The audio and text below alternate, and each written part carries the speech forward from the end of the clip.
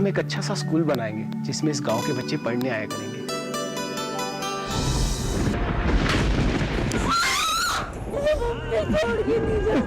पेड़ों की कटाई शुरू करना बात बहुत दूर तक पहुंच जाएगी ठेकेदार साहब। छोड़ दे इसे, छोड़ दे।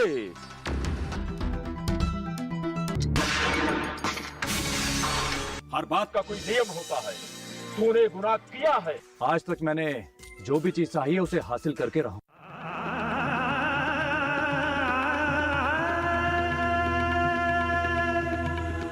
घर में नहीं दाने और अम्मा चली भुनाने। मैं आपकी अपनी बेटी सुमन। अब हम भी हथियार छोड़कर शतरंज की चालें चलेंगे। तुझे एक कहानी बताती हूँ।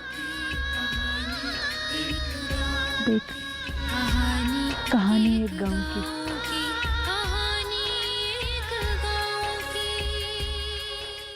कहानी एक गांव की। देखिए 23 अगस्त से सोमवार से शुक्रवार शाम 8:30 बजे सिर्फ डीडी किसान पर। नया जमाना, कुशल किसान, कृषि जगत की नई उड़ान, नवीनताएं, सूचनाएं, जानकारियां और विज्ञान, देश विदेश का ज्ञान समेत लेकर आए कृषि अपडेट। हर बुधवार शाम 4:30 बजे सिर्फ डीडी किसान पर।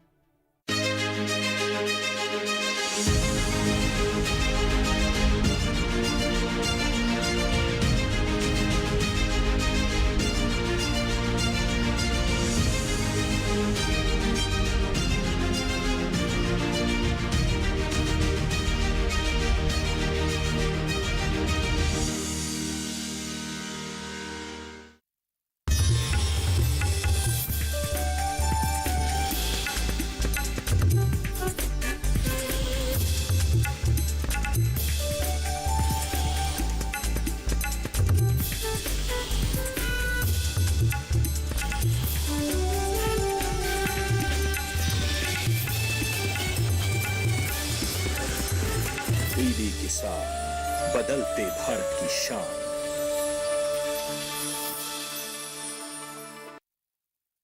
गांव किसान के सह प्रायोजक है agriculture insurance company of India limited. संपन्न भारत की पहचान, बीमित फसल, खुशहाल किसान।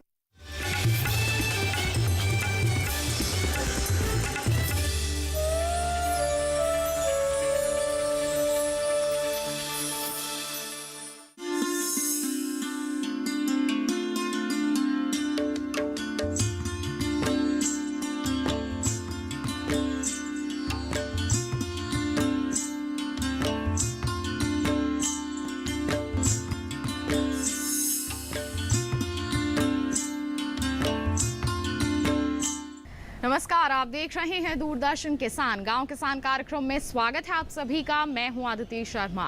गांव किसान कार्यक्रम में लेकर आए हैं हमेशा की तरह हमारे तीनों सेगमेंट्स, खेती किसानी, हमारा पशुधन और कामयाब किसान की दास्तान। अब इन तीनों सेगमेंट्स के जरिए क्या कुछ खास जानकारियां आपके लिए लेकर आए हैं, जानने के लिए आइए शुरुआत करें आज के कार्यक्रम की।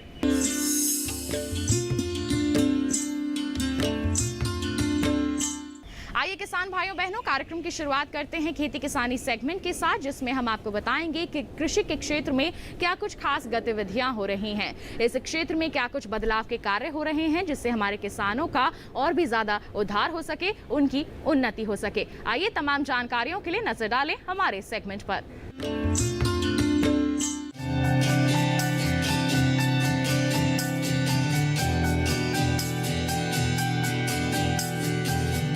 मशरूम जल्दी से तैयार होने वाली फसल है जिसे आसान विधियों से उगाया जाता है। इसकी सबसे अच्छी बात यह है कि इसके लिए ज्यादा स्थान और पूंजी की जरूरत नहीं होती, इसलिए भूमिहीन युवाओं में मशरूम उत्पादन काफी लोकप्रिय हो रहा है। इसमें मौजूद प्रोटीन, विटामिन, रेशे, लौह, मैग्नीशियम, जिंक, पोटेशियम हमारे शरीर में पोषक तत्वों की कमी को पूरा करते हैं, जिनसे शरीर की प्रतिरोधक क्षमता बढ़ती है और रोगों से काफी हद तक छुटकारा मिलता है। इसलिए मशरूम हमारी थाली और बाजार का हिस्सा होते जा रहे हैं। प्रयागराज के युवा संतोष कुमार ने नौकरी न मिल पाने पर मशरूम उत्पादन का काम शुरू किया। इसे शुरू करने के लिए संतोष ने मात्र 1000 रुपए व्यय किए, लेकिन सिर्फ आधी फसल से ही उन्हें करीब 2700 रुपए का मुनाफा हुआ। मशरूम उत्पादन को लेकर क्या है संतोष की राय, आइए जानते हैं। मेरी एजुकेशन पोस्ट ग्रेजुएशन है और पोस्ट ग्रेजुएशन के बाद हमने प्रिपरेशन नौकरी के लिए प्रिपरेशन करना शुरू किया और उसके बाद 6 ईयर हमने प्रिपरेशन किया। उसके बाद सिलेक्शन ना होने के कारण हम घर पर आकर कृषि कार्यों में लगे। कृषि कार्य में अच्छा ना कर पाने के कारण हमने मशरूम सेक्टर के बारे में जानकारी मिली। उसके बाद इंटरनेट के माध्यम से हमने KVK सर्च किया, उसमें राणा सर का नंबर मिला और राणा सर से बात किया तो फिर ट्रेनिंग की बात हुई और ट्रेनिंग होने के बाद हमने इस लगभग 80 बैग लगाया हूँ और इसमें अभी तक इसकी जो लागत आई है 1000 रुपये आई है और अभी तक हमने 2700 रुपये का बिक्री कर लिया है, जबकि इसकी अभी आधी क्रॉप आई है और आधी क्रॉप अभी बाकी। हर सफलता के पीछे सही रणनीति होती है और सही रणनीति के लिए हमें जानकार के मार्गदर्शन की जरूरत होती है। संतोष ने इस काम को शुरू करने के लिए KVK से प्रशिक्षण लिया और जाना कि किन बातों का विशेष ध्यान रखना चाहिए। आइए हम भी जान लेते हैं मशरूम उत्पादन से जुड़ी विशेषज्ञ की राय। कृषि विज्ञान केंद्र मशरूम की ट्रेनिंग किसानों के लिए समय समय पर देता रहता है। अभी हमने जो है करीब 100-150 किसानों की जो है प्रशिक्षण जो है इस कोविड पीरियड में मैंने किसानों को दिया है, जिसमें button mushroom, oyster mushroom, milky mushroom, इसमें मुख्य रूप से जो इस सीजन को देखते हुए इस ठंडी के समय में बटन मशरूम हमारे किसान भाई ज़्यादातर करते हैं। इलाहाबाद में इसकी डिमांड भी बटन मशरूम की ज़्यादा है। इसके अलावा बटन मशरूम फरवरी मार्च में लगभग समाप्ति की ओर हो जाता है, तो उसके बाद किसान भाई हमारे क्या करें, उसके लिए हमने जो है ऑयस्टर मशरूम की भी जो है प्रशिक्षण किसानों को दिया है। ऑयस्टर मशरूम 2 महीना मई जून में छोड़ करके बाकी सारे समय मशरूम की जो है खेती किसान भाई कर सकते हैं। तो इसमें हमारे ज़्यादातर करीब 70% किसान जो है आज के डेट में ऑयस्टर बटन के साथ साथ ऑयस्टर मशरूम की खेती भी करना चालू कर दिए हैं। उसी में से एक संतोष कुमार मौर्य मवाइमा ब्लॉक में है, ये भी ऑयस्टर के मशरूम इस साल शुरू किए हैं। ऑयस्टर मशरूम में टेम्परेचर जो है 18 से 28 डिग्री सेंटीग्रेड इसमें टेम्परेचर की आवश्यकता पड़ती है, जो 2-3 महीने को छोड़ के बाकी सारे समय इसको जो है अनुकूल जो है टेम्परेचर मिलता रहता है। ऑयस्टर मशरूम में सबसे पहले गेहूं के भूसे में, धान की कुट्टी में, मक्के के तने से इसको जो है किया जा सकता है। ये गांव में इजीली अवेलेबल हो जाता है। ये इसलिए भी आवश्यकता पड़ी कि ज़्यादातर जो कैंसर के पेशेंट होते हैं, जो डायबिटिक पेशेंट होते हैं, जो हाइपरटेंशन के, ब्लड प्रेशर के पेशेंट होते हैं, जो ओबेसिटी के, जो मोटापा है, उनके लिए जो आजकल ज़्यादातर समस्या माल न्यूट्रिशन की, कुपोषण की जो समस्या है, वो भी काफ़ी हद तक जो है हमारा मशरूम जो है दूर करता है। ये जो मशरूम में ये सब लोग जानते हैं कि ज़्यादातर विटामिन्स, प्रोटीन, मिनरल्स काफ़ी मात्रा में इसमें पाए जाते हैं, जो कुपोषण को जो है दूर कर सकते हैं। मशरूम में जितनी खूबियां छुपी हुई हैं, उतना ही आसान है इसका उत्पादन करना। किसान या बेरोजगार युवा इसे अपनाकर न सिर्फ आत्मनिर्भर हो सकते हैं, बल्कि समाज को पोषण से भरा आहार देने में भी मदद करते हैं।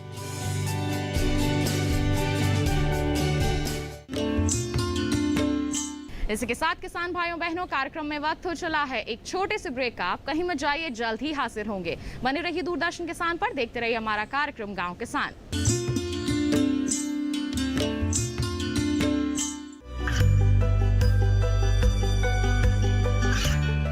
गांवों और पिछड़े क्षेत्रों में सरकारी योजनाओं की जानकारी पहुंचा।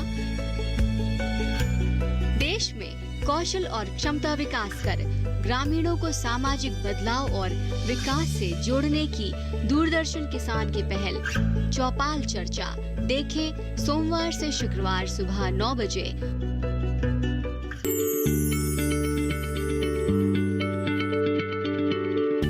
क्या आप किसी बीमारी से परेशान हैं? चाहते हैं डॉक्टर की सलाह, तो हम हैं आपके साथ। बताएंगे आपको जीने की राह, समस्याएं आपकी, समाधान देश के मशहूर विशेषज्ञों के। घर बैठे बात करें देश के जाने माने डॉक्टरों से। हमारे लाइव प्रोग्राम स्वस्थ किसान में हर शनिवार शाम 6 बजे से 7 बजे तक।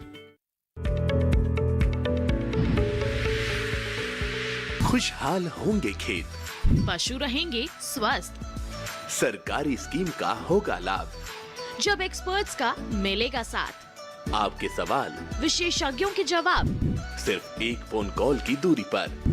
देखिए किसानों का अपना प्रोग्राम हेलो किसान, सोमवार से शुक्रवार शाम 6 बजे से सिर्फ दूरदर्शन किसान पर।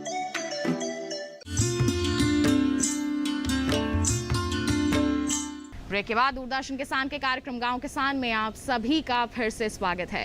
अब कार्यक्रम में वक्त है हमारा पशुधन सेगमेंट का, जिसमें हम आपको जानकारी देंगे कि पशुपालन के क्षेत्र में और भी अधिक उन्नति के लिए किस तरह के कदम आप उठा सकते हैं, किस तरह की प्रबंधन कार्य करना आपके लिए फायदेमंद रहेगा। आइए इन तमाम जानकारियों के लिए नजर डालें हमारे सेगमेंट पर।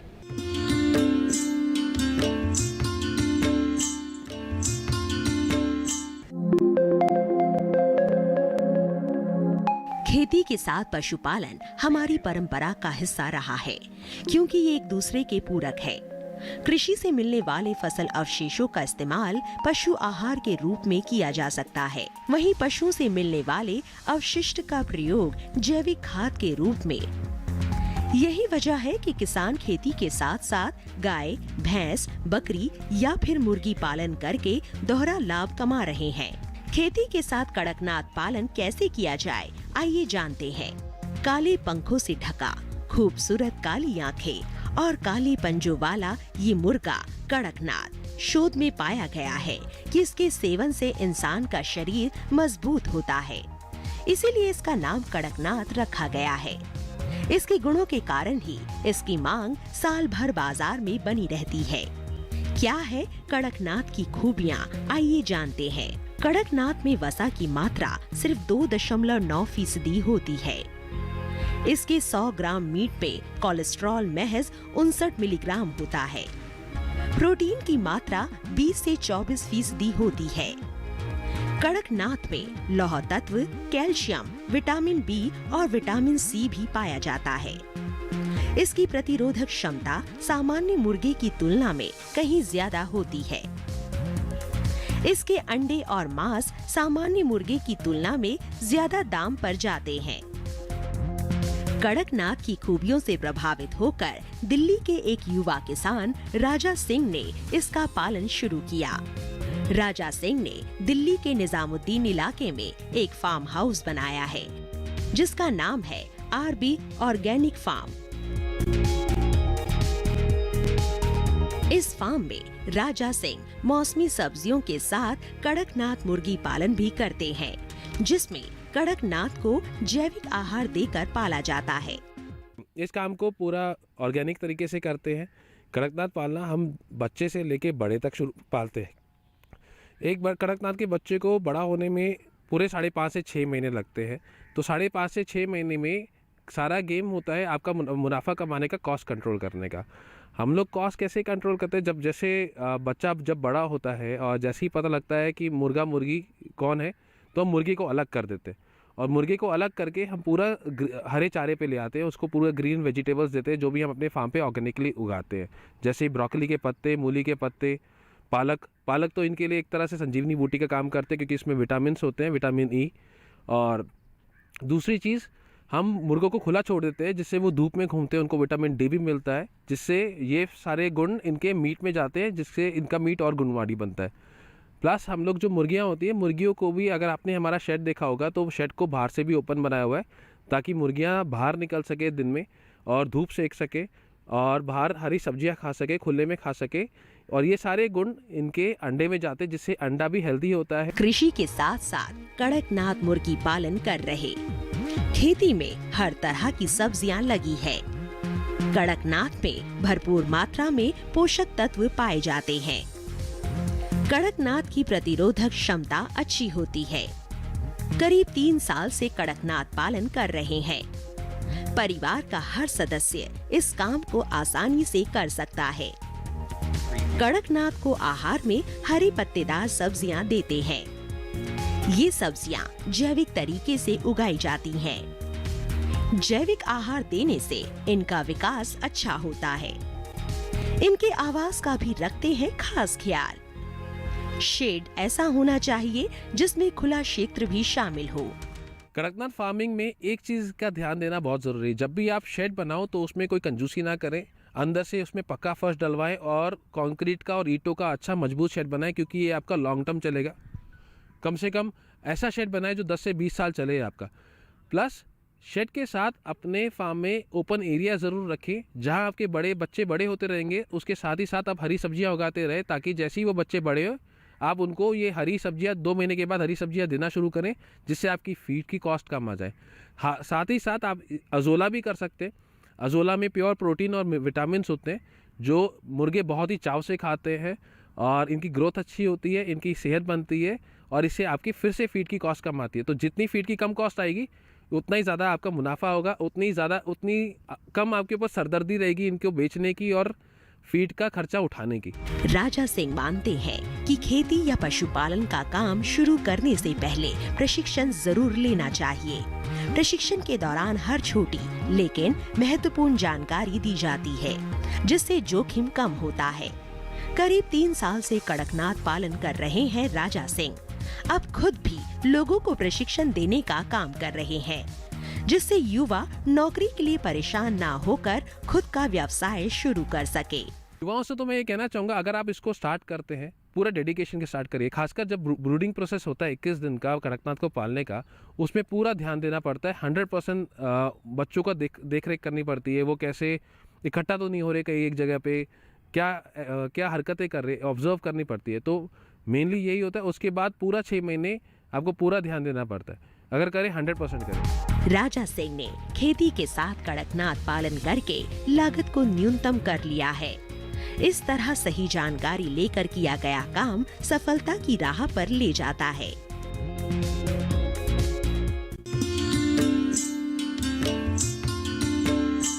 अब कार्यक्रम में वक्त है पशुपालक कैलेंडर पर नजर डालने का। तो सही तरीके से आप प्रबंधन किस प्रकार कर सकते हैं इस वर्तमान समय में, जानने के लिए आपको दिखाएं इस माह का पशुपालक कैलेंडर।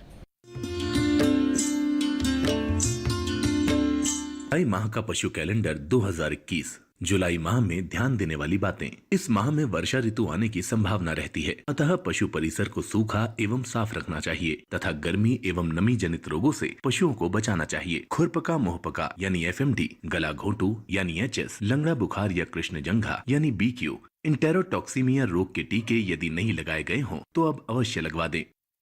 इस माह में भैंसों का ब्यान शुरू हो जाता है, अतः प्रजनन संबंधी सावधानी के साथ नवजात की सुरक्षा हेतु पूरी जानकारी प्राप्त होनी चाहिए। जैसे पैदा होने के साथ बच्चे के नाल को 1.3 से 2 इंच पर धागे से बांधकर एवं नए ब्लेड से काटकर टिंचर आयोडीन लगाना चाहिए। चारे के लिए मक्का की दूसरी फसल बोने का उचित समय है। बीज मात्रा 25 से 30 किलोग्राम प्रति एकड़ प्रयोग करें। तो किसान भाइयों बहनों, इसी के साथ कार्यक्रम में वक्त हो चला है एक और छोटे से ब्रेक का। आप कहीं मत जाइए, देखते रहिए हमारा कार्यक्रम गांव किसान और बने रहिए दूरदर्शन किसान पर।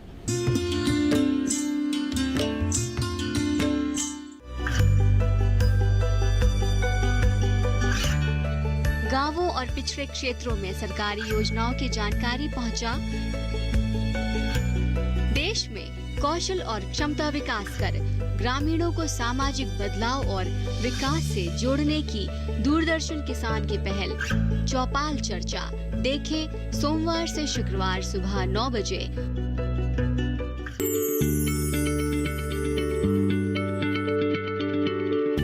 क्या आप किसी बीमारी से परेशान हैं? चाहते हैं डॉक्टर की सलाह?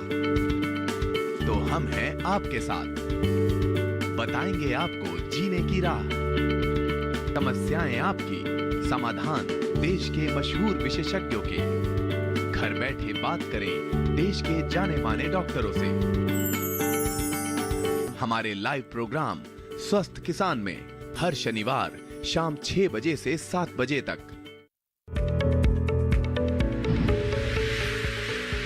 खुशहाल होंगे खेत, पशु रहेंगे स्वस्थ। सरकारी स्कीम का होगा लाभ, जब एक्सपर्ट्स का मिलेगा साथ। आपके सवाल, विशेषज्ञों के जवाब, सिर्फ एक फोन कॉल की दूरी पर।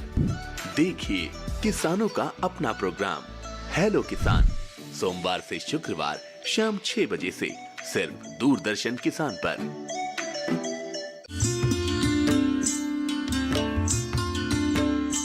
ब्रेक के बाद दूरदर्शन किसान के कार्यक्रम गांव किसान में आप सभी का फिर से स्वागत है। अब कार्यक्रम में वक्त है कामयाब किसान की दास्तान सेगमेंट का, जिसमें हम आपकी मुलाकात करवाते हैं एक ऐसे सफल किसान से जिन्होंने अपनी कड़ी मेहनत और लगन के साथ साथ अपनी नई सोच के जरिए इस मुकाम को हासिल किया है और खेती किसानी के क्षेत्र में थोड़े से बदलाव के लिए अपना महत्वपूर्ण योगदान दिया है। आइए मुलाकात करते हैं आज के हमारे सफल किसान से। पशुपालन से हमें क्या क्या लाभ होते हैं? सामान्य तौर पर जवाब में दूध से बने उत्पाद और खाद का जिक्र मिलता है, लेकिन जयपुर के एक शख्स है जो पशुपालन करके कई तरह के उत्पाद बना रहे हैं, जिससे मिलने वाला मुनाफा भी कई गुना है। इतना ही नहीं, 15 तरह की अलग अलग गतिविधियों को भी संभाल रहे हैं, जो प्रकृति और पशु दोनों के लिए अनुकूल है। गायों का चारा खिला रहे ये है किसान सुरेंद्र अवाना, जिन्होंने 2016 में डेयरी व्यवसाय की शुरुआत 2 गायों से की, लेकिन उनकी मेहनत और सफलता का अंदाजा इसी बात से लगाया जा सकता है कि आज उनके डेयरी फार्म में करीब 195 गायें हैं। शुरुआत में कुछ मुश्किलों का सामना करने के बाद आज सुरेंद्र पशुपालन के साथ साथ मछली पालन, 22 तरह का चारा उत्पादन, जैविक खाद बनाना, बागवानी, गोबर से ईंट बनाना और गोबर से गमले बना रहे हैं। सुरेंद्र कृषि की गतिविधियों को पूरा करने के लिए बारिश के पानी का इस्तेमाल करते हैं। पानी की उपलब्धता बनी रहे, इसके लिए उन्होंने 4 तालाब बना रखे हैं, जिनमें बारिश का पानी एकत्र कर लिया जाता है और उसी पानी से उनका हर काम आसानी से संपन्न हो जाता है। इन्हीं तालाबों में मछली पालन भी किया जाता है। अभी यहाँ 15 तरह की एक्टिविटी हो रही है, जैसे खाद बनाना है, मछली पालन है, बहुवर्षीय चारा है, फ्रूट के पौधे हैं 12,000 आदि, इस तरह का काम कर रहे हैं। शुरू में जब स्थापना की, लोगों ने कहा कि ये क्षेत्र क्यों चुना है, यहाँ तो पानी नहीं है, यहाँ मिट्टी में बजरी है या टीले हैं, तो इसमें आप लोग सक्सेस नहीं होगे। तो हमने ये ठानी कि इस जगह को ही चुनकर इसी में सक्सेस होके दिखाना है। जो किसान ये कहते हैं कि पानी नहीं है, हम कैसे खेती करें, उनको मैं कहना चाहूँगा कि आ जाओ मेरे फार्म पे, देखो हमने 4 पौंड बना रखे हैं और ये पूरा शेड है इसका, देखिए आप, पूरा पानी पौंड में जा रहा है। तो इस तरह से हम इसका शेड का, हमारी खाद फैक्ट्री का, चारों तरफ के स्टाफ क्वार्टरों का सारा पानी है वो पौंड के अंदर बरसात का बचा के और उससे खेती कर रहे हैं। और दूसरा, मिट्टी यहाँ की ख़राब है, उसके लिए हम देखिए गोबर और गौमूत्र से खाद बना रहे हैं, जो भी आपको दिखाएंगे। उस खाद से और पूरे फार्म की जो मिट्टी हल्की है उसको हम धीरे धीरे गोबर गौमूत्र से ठीक करके और उपजाऊ है। आज आप देखिए पूरा फार्म पे हमारा 22 तरह का बहुवर्षीय चारा और सारे फलों के पौधे हैं। तो इस तरह से हमने ये डेयरी की स्थापना की। सुरेंद्र मानते हैं कि कृषि और पशुपालन से अच्छा कोई व्यवसाय नहीं है। युवा अगर इस ओर ध्यान दे तो अपना ही नहीं बल्कि आने वाली कई पीढ़ियों का जीवन सुरक्षित कर सकते हैं। वो मानते हैं कि अगर पशुओं की सही देखभाल की जाए तो मुनाफा 2 गुना नहीं कई गुना किया जा सकता है।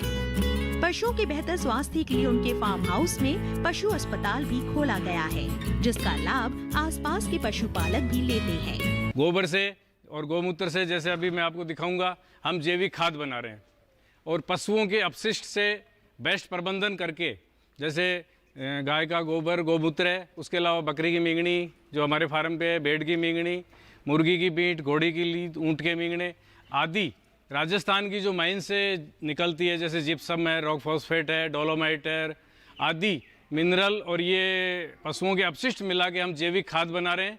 इस खाद को हम हमारे फार्म पे पहले यूज़ किया, यहाँ अच्छा रिजल्ट आया, उसके बाद हम आसपास के किसानों को दिया। 2-3 साल से जो किसान खाद ले जा रहे हैं उसके बहुत अच्छे परिणाम है। अब दूर दूर तक हम एजेंसी देके इस खाद को प्रमोट कर रहे हैं और इसके बहुत अच्छे रिजल्ट हैं। सुरेंद्र की सफलता के पीछे पारंपरिक और आधुनिक तरीकों का समावेश है। वो मानते हैं कि समय के साथ कई तकनीकों को तो अपनाना ही चाहिए, साथ ही पुरानी विधियों से भी शिक्षा लेनी चाहिए। ये समावेश ही हमें आगे ले जाने में मददगार साबित होते हैं।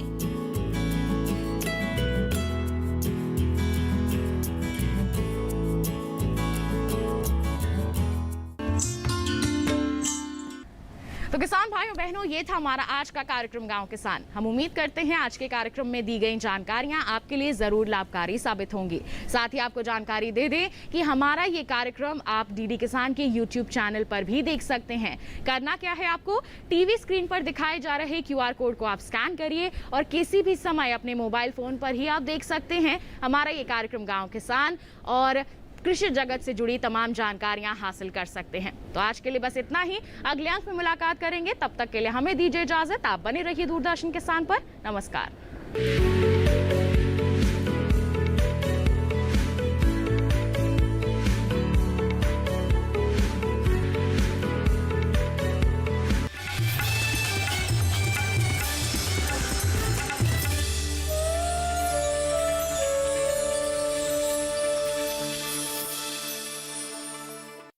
गांव किसान के सह प्रायोजक थे एग्रीकल्चर